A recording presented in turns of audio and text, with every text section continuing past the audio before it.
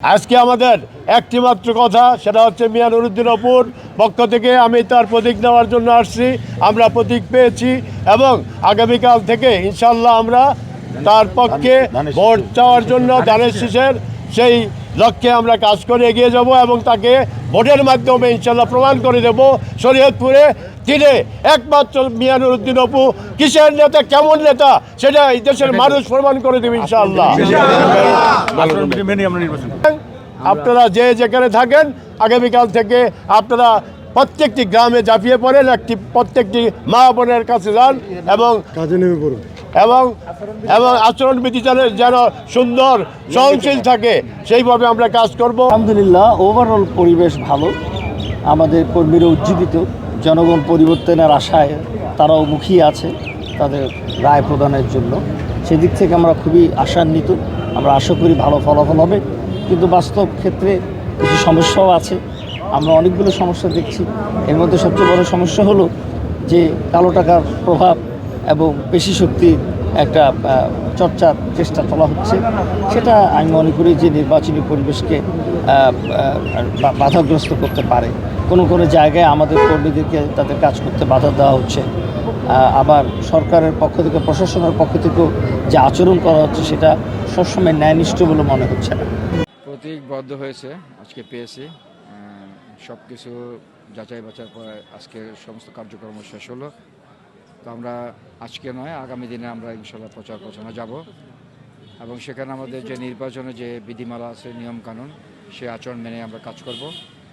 এবং সবচেয়ে বড় আমাদের চ্যালেঞ্জে, যেখানে বড় একটা দল ভোটে অংশগ্রহণ করতেছে না, সেখানে তাদেরকে ভোটারদেরকে উৎসাহ করা এবং তাদেরকে ভোট কেন্দ্রে আনা এবং ভোটের যে ষড়যন্ত্রের কথা আমরা বিভিন্ন জনমুখে শোনা যাচ্ছে, যে কোনো ষড়যন্ত্রে এই ভোটারদেরকে নিয়ে সেটাকে রুখতে হবে এবং আমরা ইনশাল্লাহ মানুষ অনেক দিন যাবৎ তার আকাঙ্ক্ষিত প্রত্যাশিত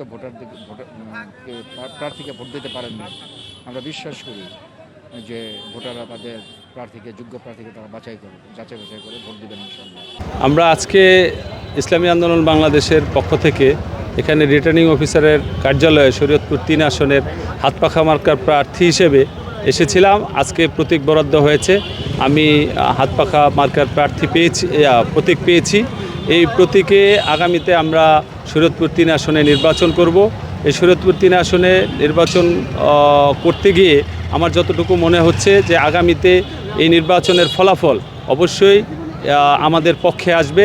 প্রার্থী তো কাজ করে অনুসারীদের নিয়ে, অনুসারীর প্রথম থেকেই একটা ভীতিতে থাকে। আর তাছাড়া আমাদের তো ট্রেন্ডটা আপনারা জানেন যে মানুষ প্রথমেই ভীতিতে থাকে যে আসলে একটা নির্বাচন হবে কি না, নির্বাচনটা আদৌ হবে কি না, প্রার্থী দাঁড়িয়ে থাকবে কি না, ইত্যাদি ইত্যাদি। এই আশঙ্কা দূর করাটা আরেকটা মহামুশকিলের ব্যাপার হয়ে যায়। এতদিন আমরা নিয়ম মেনে চলেছি, কারণ আমি জানি আমি যদি নিয়ম বহির্ভূত কাজ করতে যাই আমার উপর প্রচণ্ড রকম আঘাত আসবে, চাপ আসবে। কারণ আমি তো স্বতন্ত্র প্রার্থী, নিজেই বলে দিয়েছেন। এখন থেকে আমার মনে হয় নির্বাচনী মাঠটা সুন্দর হবে। আগে ভালো ছিল না আমি তা বলবো না, তবে চাপ ছিল কাদের উপরে, অনুসারীদের উপরে। সেই চাপটা আপাতত আজকে থেকে মুক্ত হবে বলে আমি বিশ্বাস করি। আগামী দিন থেকে আমরা প্রচারণা শুরু করব। শরীয়তপুর সংসদীয় আসন 221, 222, 223 এবং শরীয়তপুর 1, 2, 3 এই 3টি আসনে মোট প্রার্থী 21 জন। এর মধ্যে স্বতন্ত্র 4 জন এবং দলীয় প্রতীকে প্রতিদ্বন্দ্বিতা করছেন 17 জন প্রার্থী এবং মোট দল অংশ নিচ্ছে 10টি। এবং আপনি যেটি বলেছেন যে প্রচারণা, আজকে যেহেতু আমাদের প্রতীক বরাদ্দের জন্য নির্ধারিত দিন, আগামীকাল থেকেই 22 তারিখ থেকে এবং 10ই ফেব্রুয়ারি পর্যন্ত ওনারা এই প্রচার অভিযান চালাতে পারবেন। নির্বাচন আচরণবিধি আমরা সকালবেলা একটা মতবিনিময় সভা রেখেছিলাম আচরণবিধি অবহিতকরণ উপলক্ষে, এবং আপনারা দেখেছেন যারা উপস্থিত ছিলেন, আমরা একটি পাওয়ার পয়েন্ট প্রেজেন্টেশনের মাধ্যমে আচরণবিধির বিশেষ দিকগুলো আমরা তুলে ধরেছি, যাতে করে সবাই অবহিত হয়। প্রিন্ট এবং ইলেকট্রনিক মিডিয়ার লোকজনও ছিলেন এবং প্রার্থীরা ছিলেন, তাদের পক্ষের লোকজনও ছিলেন, সবাই অবগত হয়েছেন। এবং আমরা যে আচরণবিধির যে সংক্ষিপ্ত রূপটুকু, এটা আমরা সবার হাতে হাতে পৌঁছিয়ে দিয়েছি।